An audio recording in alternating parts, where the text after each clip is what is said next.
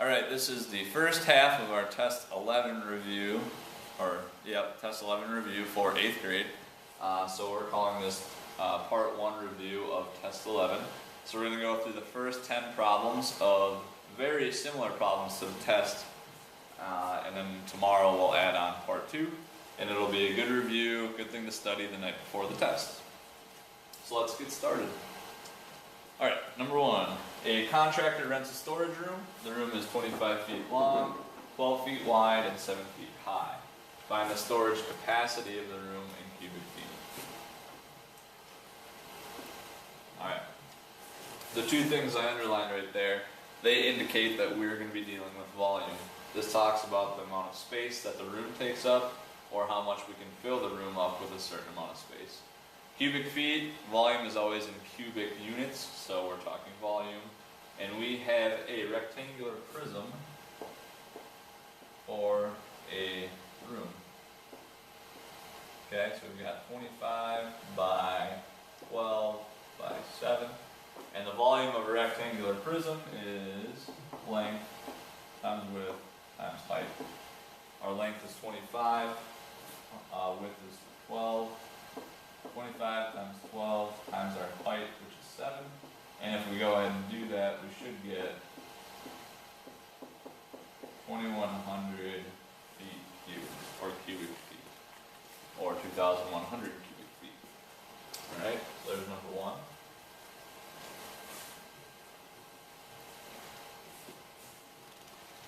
Number 2 says, although 8 of Jake's answers were incorrect, 90% of his answers were correct. How many did he answer in all? This is a ratio type problem that we can use. So let's go with incorrect, correct, and total. Yeah. And then I think what we could do is put a percent and then an actual.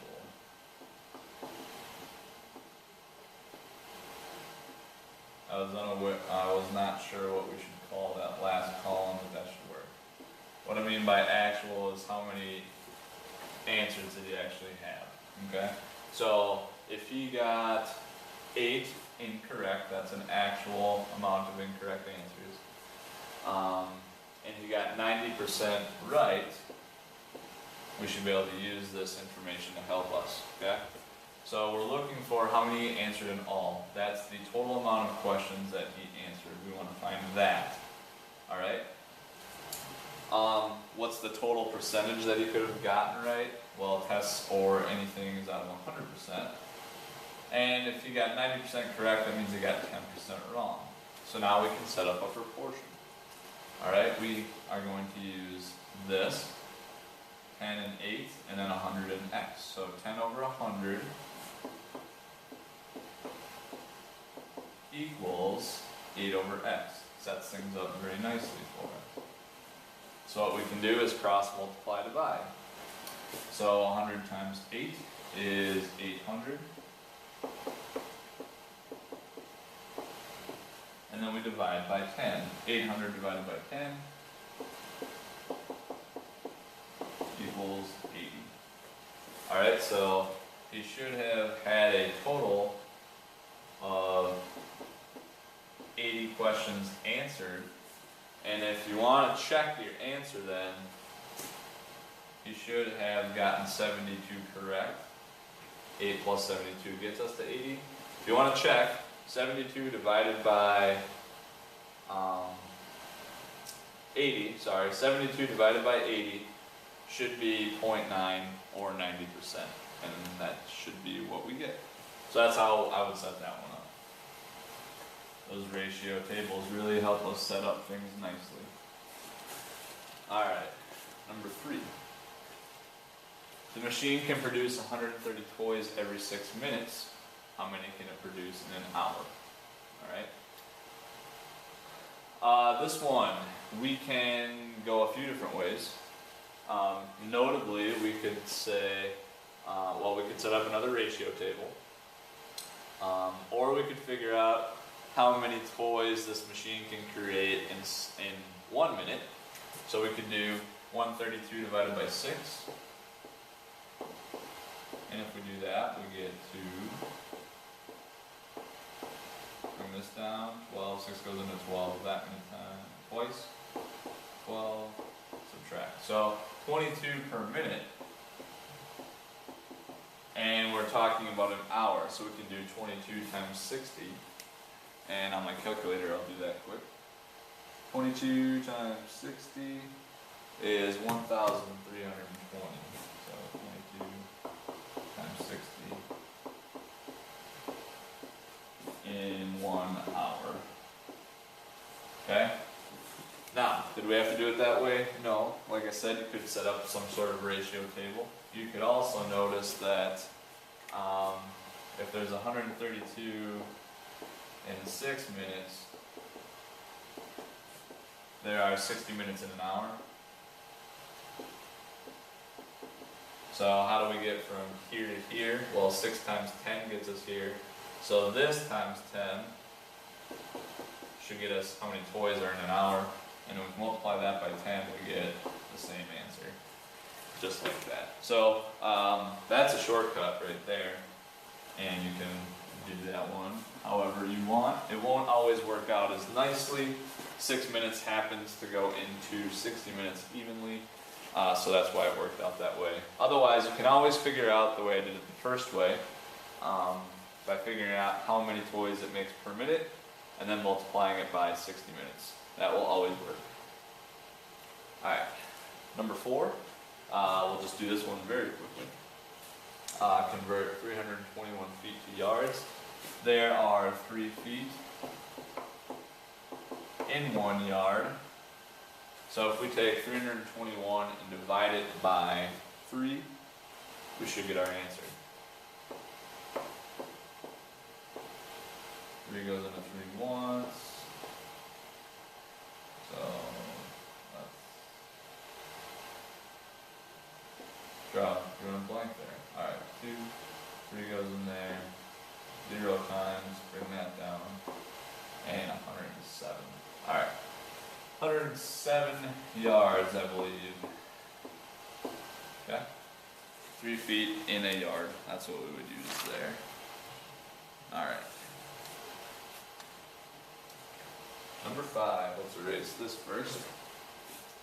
Alright, this one, you don't even really need to graph, but you can. It gives us the coordinates of a rectangle, negative 2, 2, negative 2, negative 2, negative 1, 2, and 1, 2. If the rectangle is dilated by a scale factor of 2, what are the coordinates of the new rectangle? So we can graph it if we want. Negative 2, 2, negative 2, negative 2, negative 1, 2, and then 1, 2. Oh, that's not going to work. I must have a typo in there. This should be, I'll fix this. If we go negative 1, 2, this should be positive 1. Alright, so we'll go positive 1 up to, and then, okay, that should be a negative. Alright. 1, negative 2, right there. So there's our rectangle. Sorry about that, I'll fix that. That makes more sense. Over 1, down 2. Okay, good. If we dilate by a scale factor of 2, we just take our points and multiply it by 2. So we should get a bigger rectangle. And if we graph that, so negative 2 times 2 is negative 4. 1, 2, 3, 4, and up 2 times 2, 1, 2, 3, 4. So it would be up here somewhere. This would be negative 4, negative 4 for the new point. Sorry, this one was negative 4, 4. Probably can't see that, I just realized.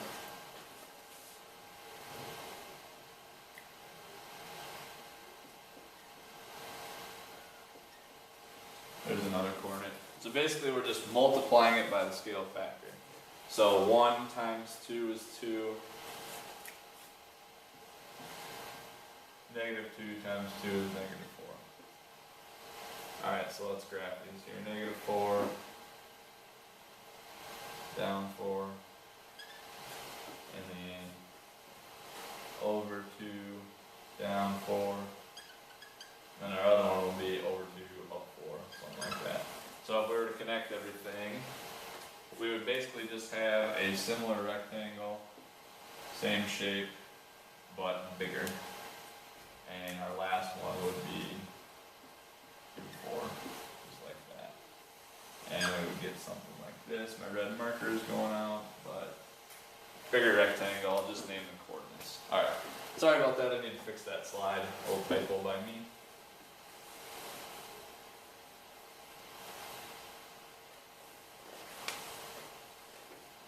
Okay, moving on to number 6.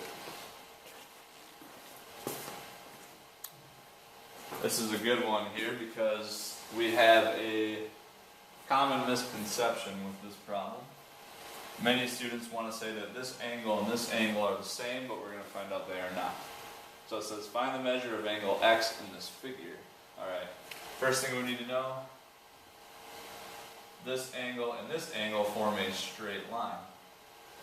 There are 180 degrees in a straight line, so if we do 180 minus 125, we should get this angle right here.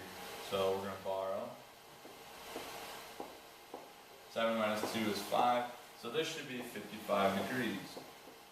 That is not our answer. Angle x and this angle are not necessarily the same.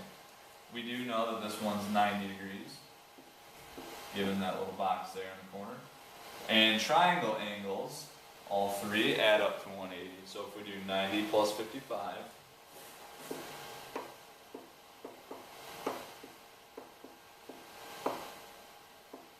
we get 145, and take that away from 180, we should get our answer, which is x equals 35 degrees. So 35 degrees there. Alright, so don't let that trick you on the test.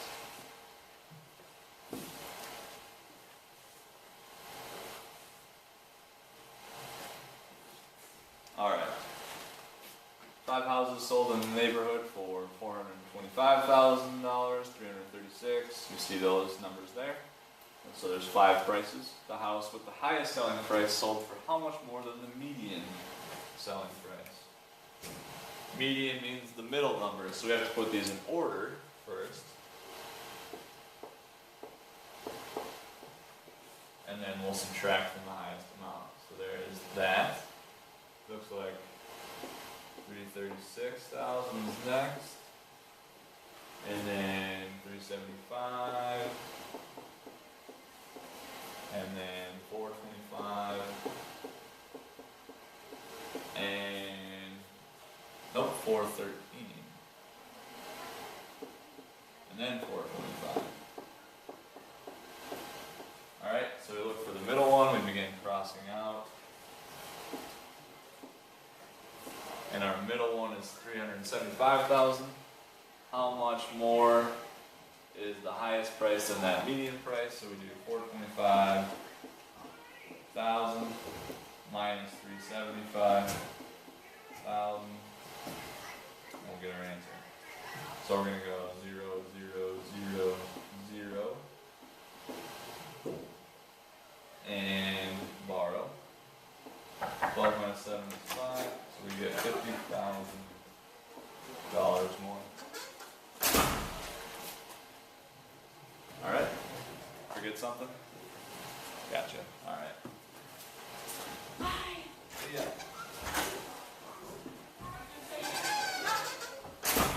Alright. Moving on to number 8. See how much time we have here. Looking pretty good. Alright, we have 3.5 times 10 to the negative 6. We want that in standard notation. Since we are to the power of 10 and multiplying, we can just move our decimal left or right. And this negative 6 power tells us we're going to move it to the left. And we're going to move it to the left 6 spaces. 1, 2, 3, 4, 5, 6. Fill these with zeros. And we get our answer. There we go. That is our solution. Number 8, very quick. Number 9. For the function y equals x plus 3, make a table of ordered pairs and graph the function on a coordinate point. I've shown us a bunch of different ways to graph these, but if they ask for ordered pairs, we can do it that way, that's fine. Ordered pairs means we're going to make a table like this and fill in some x values. So, yeah. Okay. Let's try just doing, let's do negative 1, 0, 1, and 2. Just like that. Alright. So, if we put negative 1 in for x, that is negative 1 plus 3, which is 2. There's a point. If I put 0 in, I get 0 plus 3, which is 3. There's a point. If I put 1 in, I get 1 plus 3 is 4. If I put 2 in, I get 2 plus 3, which is 5. So we have 4 points here. Negative 1, 2. That's negative 1 up 2. We have over 0 up 3. Over 1 up 4. Somewhere up here.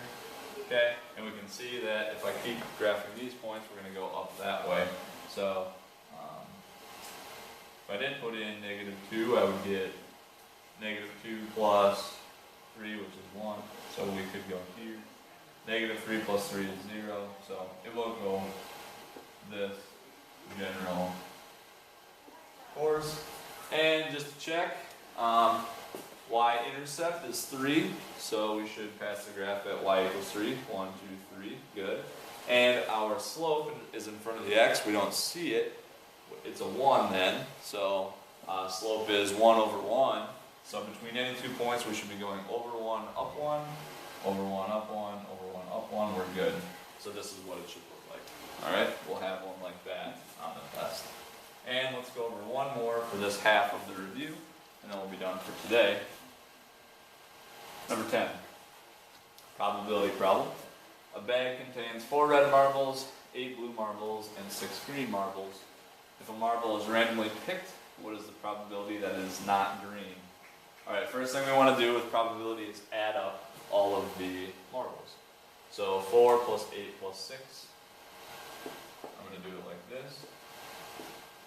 Because I know 4 plus 6 is 10, 10 plus 8 is 18. So we have a possibility of 18. Alright, if it is not green, what is the probability that it is not green? That means we can get a red marble and we can get a blue marble. So 4 plus 8 is 12. So that's 12 out of 18 that it will not be a green. And if we reduce this and divide by 6, we get a probability of 2/3, I believe. And that's how we would do that problem right there. So 2/3 chance that it is not green. Alright, we will pick up with the second half of the review tomorrow.